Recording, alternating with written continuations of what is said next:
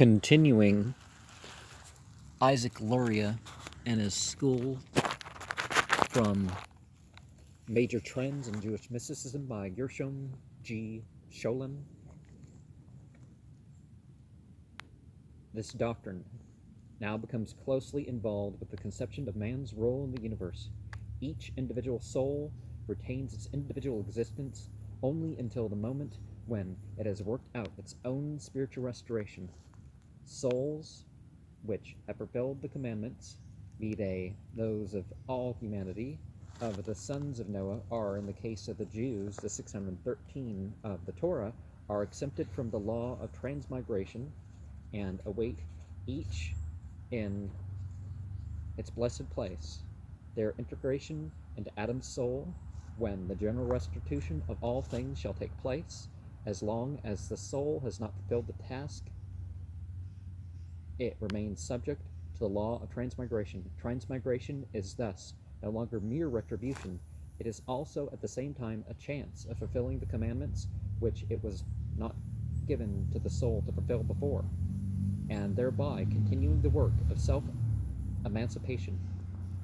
Pure retribution is indeed implied by the idea of transmigration into the other spheres of nature, such as animals, plants, and stones. This banishment into the prison of strange forms of existence, into wild beasts, into plants and stones, is regarded as particularly dreadful as a form of exile. How can souls be released from such an exile? Luria's reply to this question refers to the relationship between certain souls in accordance with the place which they originally occupied in the undivided soul of Adam, the father of mankind. There are, according to him, relationships between souls and even families of souls which somehow constitute a dynamic whole and react upon one another. These souls have a special aptitude for assisting each other and supplementing each other's actions, and can also by their piety lift up those members of their group or family who have fallen into a lower plane, and can enable them to start on the return journey to higher forms of existence. According to Luria, this mysterious interrelation of souls throws light on many biblical histories. Altogether, the true history of the world would seem to be that of the migrations and interrelations of the souls, which is precisely what Hayam Vital tried to describe in the latter parts of his Sefer HaGilgulim. There, and in similar writings of this kind, we find a characteristic and curious mixture of elements of pure vision, characterological intuitions, including some that are very profound, and pure homiletical ideas and associations of thought. To recapitulate what we have said, the Gilgul is part of the process of restoration of Tikkun, owing to the power of evil over mankind. The duration of this process is immeasurably extended, but, and here we come to a point in Luria's doctrine which appealed very strongly to the individual consciousness, it can be shortened by certain religious acts, i.e. rites, penitential exercises, and meditations. Everybody carries the secret trace of the transmigrations of his soul in the lineaments of his forehead and his hands, and in the aura which radiates from his body, and in those to whom it is given to decipher this writing of the soul can aid in its wandering. It is true that this power is conceded by Cordovero and Luria only to the great mystics. Now, it is very interesting and significant that this Kabbalistic doctrine of transmigration, the influence of which was originally confined to very small circles, extended its influence with startling rapidity after 1550 of the Common Era.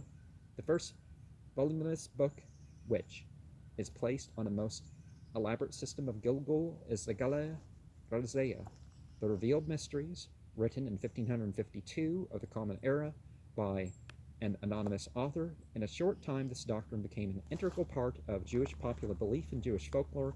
This is all the more remarkable as we have here a doctrine which, contrary to many other elements of Jewish popular religious belief, was not generally accepted in the social and cultural environment in which Jews lived. To repeat what I have already said, I am inclined to believe that the particular historic situation of the Jews in this generation, in those generations, had as much to do with its success as did the general popular disposition towards animism. Primitive belief is animistic in that it is inclined to regard all things as animated, acting creatures, and the doctrine of Gilgul is not only appealed to this stratum of primitive thought, but also explained, transfigured, and glorified. The deepest and most tragic experience of the Jew in the Galuth in a manner which appealed most strongly and directly to the imagination, for Galuth here acquires a new meaning, as opposed to like Goliath. Formerly, it had been regarded either as a punishment for Israel's sins or as a test of Israel's faith. Now, it still is all this, but intrinsically, it is a mission. Its purpose is to uplift the fallen sparks from all the various locations, and this is the secret why Israel is fated to be enslaved by all the Gentiles of the world, in order that it may uplift those sparks which have also fallen among them. And therefore it was necessary that Israel should be scattered to the four winds in order to lift everything up. 10. The influence of the Lurianic Kabbalah, which, from about 1630 onwards, became something like the true Theologia Mystica of Judaism, can hardly be exaggerated. It taught a doctrine of Judaism which, even in its most popular aspects, pronounced nothing of its messianic pathos. The doctrine of Tikkun raised every Jew to the rank of a protagonist in the great process of restitution, in a manner never heard of before. It seems that Luriana himself believed the end to be near, and that he entertained the hope of that year, 1575, was the year of redemption, a hope that was shared by many other Kabbalists of his generation. It seems to be in the nature of such doctrines that the tension which they express demands a sudden and dramatic relief. Once the doctrine of Tikkun had entered into the popular consciousness, the eschatological mood was bound to grow. It could hardly be otherwise, but even after the messianic element of the new mysticism had threatened to kindle the flames of an apocalyptic conflagration in the heart of Jewry, its basic speculative ideas and practical conclusions retained their influence. Not only the ideas, but also a large number of customs and rites propagated for mystical reasons by the Kabbalists of Safed. By no means only the followers of Luria were accepted in all the communities. To a large extent, these rites and customs were connected with the ever-growing ascendancy of ascetic principles in communal life. For example, the fasting of the firstborn on the day before Passover, the night vigil before Shavuot and Hoshana Rabbah, the transformation of the latter day from a feast of joy into a day of penitence, which really concludes the Day of Atonement, the transformation of the last day before every new moon into a so-called Lesser Day of Atonement, and many other examples of this kind. In place of the rites of penitence prescribed by the old Hasidim of Germany, we now find Isaac Luria's prescriptions for penitence. Some spheres of Jewish life become permeated to an extraordinary degree by the new spirit and the mystic restatement of older principles. I would mention three spheres as outstanding in this respect: the celebration of the Sabbath and the other festivals, sexual life and procreation, and at the other hand, everything pertaining to death and the afterlife. Many of these innovations became extremely popular. For example, the custom of studying Mishnah in remembrance of the deceased, because Mishnah has the same consonants as the Hebrew word neshama, soul, but in particular, the liturgy at all times, the clearest mirror of religious feeling, was deeply affected by the influence of the mystics. A multitude of new prayers for the individual as well as for the community gradually made their way at first into the prayer books, private conventicles, and later into a generally accepted forms of prayer. Thus, the mystics were instrumental in causing the famous hymn, Leka Dodi Lekarath Kala, a Solomon Alcabez of Safed, to be included in the Friday evening liturgy. By far the most beautiful and detailed description of life of the Kabbalistic devotee all through the year, such as it became under the dominant influence of Lurianic Kabbalism, is to be found in Hemdath Yamin, the adornment of days, the work of an anonymous follower of the modern Sabbateans who remained true to rabbinical tradition. The old theory is that the author was none other than the Sabbatean prophet, well, supposed, thus called by himself, really. Nathan of Gaza himself must be discarded, written in Jerusalem towards the end of the 17th century of the Common Era. This voluminous book remains, in my opinion, despite all that strikes us as bizarre, one of the most beautiful and affecting works of Jewish literature. The Lurianic Kabbalah was the last religious movement in Judaism, the influence of which became preponderant among all sections of the Jewish people, and in every country of the diaspora, without exception. It was the last movement in the history of Rabbinic Judaism, which gave expression to a world of Jewish reality common to the whole people. To the philosopher of Jewish history, it may seem surprising that the doctrine which achieved this result was deeply related to Gnosticism, but such are the dialectics of history. To sum up, the Kabbalah of Isaac Luria may be described as a mystical interpretation of exile and redemption, or even as a great myth of exile. Its substance reflects the deepest religious feelings of the Jews of that age. For them, exile and redemption were, in the strictest sense, great mystical symbols which point to something in the divine being.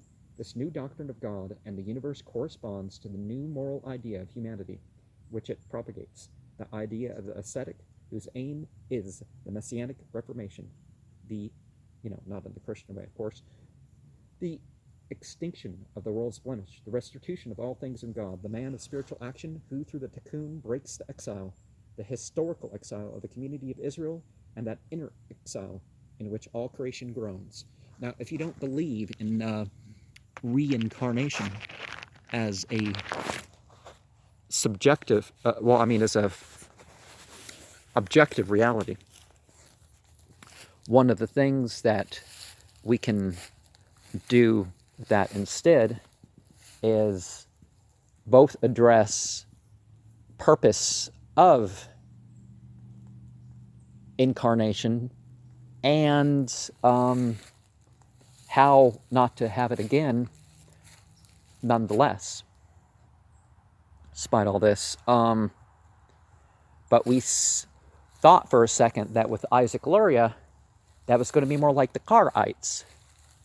But you see some of the stuff that was, there before being reinstituted. So it was a new form of conservatism, and that power to refer to the scripture and stuff directly oneself, that was more or less taken away by setting up this tradition that was supposed to have its authority as such in its prescriptions. Continuing the notes to part 2, where were we?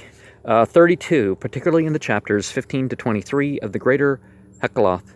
33, like in 14, Altsur, Hagaunim, Lamas,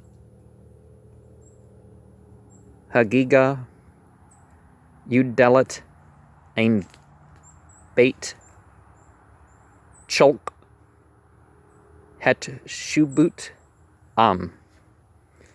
34. Denis, the Folklore of China, page 60, quoted by Otto Stahl.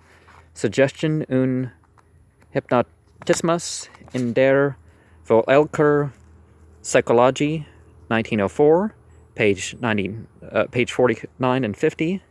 35. Berakoth, 34b, and Abada Sarah, 17a. 36. Also, Merkaba Sholema, folio 1b, at the bottom. Shla Ash Thuf Bash Wub lahba, wabus, wapa, wabus, ara, hamta lakat, amak, nura, one shugab, and a fragment from a book called Merkabah Rabbah. 37, Hiklut, Rabti, chapter 17. Thus, Celsus relates, Origen's Contra Celsum, 740, that the members of the Gnostical sect, known as Ophites, snake people, were compelled to learn the names of the gatekeepers laboriously by heart. And, I don't know of any list that gives the names of them. They're supposed to be like the ions. You're supposed to know like 4 ions on one above the rest, and 365 others, right? Because it's not 366, it's 369. Well, I misstated the earlier part, didn't I? 38, Alpha, Beta, Der, Akiba, in Jelenix, Beth HaMidrash, Volume 3, 25. Also my remarks in Zeitschrift, für die Neutestamentliche Wissenschaft, 1931, page 171 176. 39, we possess no less than 4 texts of the Midrash of the 10 martyrs. Midrash Allah Azkara, representing the 4 stages of progressive popularization. Gratz, in a very scholarly article on the subject, has tried to substantiate the utterly erroneous thesis that the alphabet of Rabbi Akiba was the chief source of the Hekaloth literature. MGWJ, I don't remember what that stands for, Volume 8 of 1859, page 76 FF. Note 40 is from the Haggadah 15b, Afrabi, Akyaba, Bikchu, Malaki, Heshrat, Laduchpu. 41, Hiklut, Rabti, chapter 3, 4, Wachash, Chiutza, Man Hadam, Ham Sitkal, Hya, Shurupat, Autu. 42 relates to Oxford manuscript number 1531, folio 45a at the bottom, on the vision of the ruler of the first door. Kashrethu, Nashrapu, Iriya, Wahiyati, Aumad, Bala, Yadyam, Wabla, Ruglim. 34, editor box, AED box, chapter 17. Fire came against us round about, and a voice was in the fire. And the high place on which we stood at one moment rose upright, but at another rolled downward. 44, Haggadah 14b, Tasifta, editor Zuckmendel, page 234, where the decisive second sentence is missing. 45, Paradise, as Joel has pointed out, the biblical, different one, could well be a Talmudical metaphor for gnosis, because of the tree of knowledge, gnosis, therein of Manuel Joel Blake in Die Religion ist Geschichte 1, 1880, page 163. Origen Contra Celsum 633 relates that the Gnostical sect of the Ophites used the same metaphor. 46, Joel again, location cited by Gratz, Gnostichismus und Judentum, 1846, page 94 to 95, and similar interpretations by other writers, Bakker, Agada der Tanaiten, Volume 1, second edition, page 333, although he accepts this interpretation, evidently sensed its weakness. A. Hoenig, D. Uppington, 1889, page 94, has justly stressed the absurdity of the explanation, but without offering a better one. 47, Manuscript of Munich, 22nd folio, 162b, an elaboration of the explanations put forward in the Hikalut Zuthrati, also quoted by Hai Geon in this connection, and in the Hiklut Rabti, chapter 19, the Hebrew text of the passage reads as follows: Wat mi shenu, Rawi Laraut, Malak Bipu, Hiu, Newtonin, Balbu, Wakyun, Shao Marian, Lu Heknus, Hya, Neknus, Mead, Suchthin, Autu, Wamshalikin, Autu, Latuk, Rigyun, Gutchlin, Wuptuch, Hikal, Hashi, Hya, Dara, Kami, Shathuruddin, Bu, Ma, Alf, Alpim, Rabi, Rabut Glai, Meme, Wayne Bu.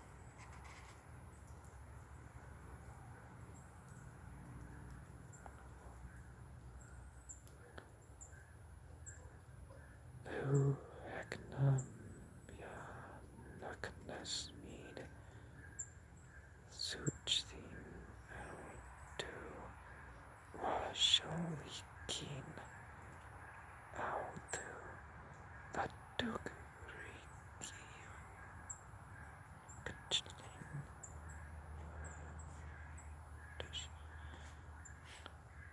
Apilu, Thapa, Achet, Shol, Meme, Allah, Mauyur, Ziu, Abni, Shish, Thahur, Shahyu, Slulut, Bahikal, Shahya, Ziu, Muraham, Nura, Mamyam, Wahla, Ham Shurtim, Au Madim, Kungadu, Wam Amr, Hum Yum, Halu, Mah Theban, Mead, Ritzin, Achriu,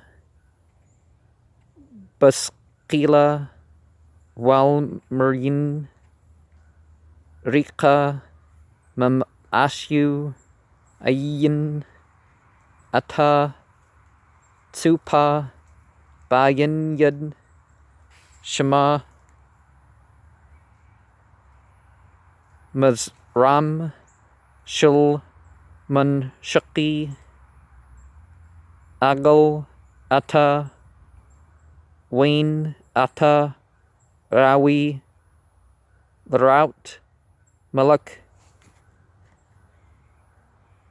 Beepu, Am, Kun, But, Kol, Yutsa, Mahikal, Hashbioi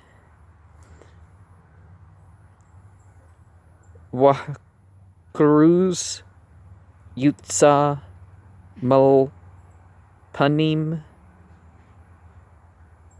Malpanyu Wat Ukta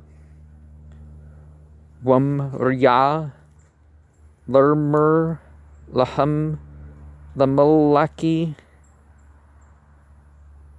Hatchbla Wapa Emratum Bude Mizram Shil Manshakti Agal Wa Wainu Rawi Larout Malik B Wapu Wainu Zez Mushum Ad Shum Putzayin At Rashu Bum Guzri Burzel Sup Hadarin Pay Bait Ein Bait Kesiman Haza Yahya Ladurut La Yata Adam Baptuch Hahikal Hetchi We Ra Ziu Auyur Habanim Wishal Wiyamar Meme Hum Shala Yabya Atsmu Nidi Sukna Mupni Shapyalu Anu Rawi Larout Wainu Shualm Al Auyur Ziu Abni Shish Thahwur Shahyu Sulwulut Bahyakal Wala Hu Maklin Altu Allah Danin Altu Lukup Zakut 48 refers to Nenik die Beduntungs das Wasser im Kot und Leben der Alten 1921, page 112, 217, mentions several examples of the fact that it was possible in a state of ecstasy to experience a feeling of going under or being drowned in whirling water. Yes, it is. It's not anywhere near as unpleasant as you might think. 49 refers to the papyri of the Greek magical papyri, edited by Prasendas 1, 1928, page 92 to 96, and Abrecht Dietrich ein Mithrasliturgie, 3rd edition, 1923. And one of the things that we find with that, well, not only do I go over that stuff on my channel, but you can say that Judaism and Jewish mysticism and a lot of this stuff is continuations of stuff that was previously done to religions. And I don't just mean God sent prophets and to different ages, and there were different things particular to those ages that needed to be addressed, different material cultures that these things were lived in. I'm also talking about the interpretations of these different passages.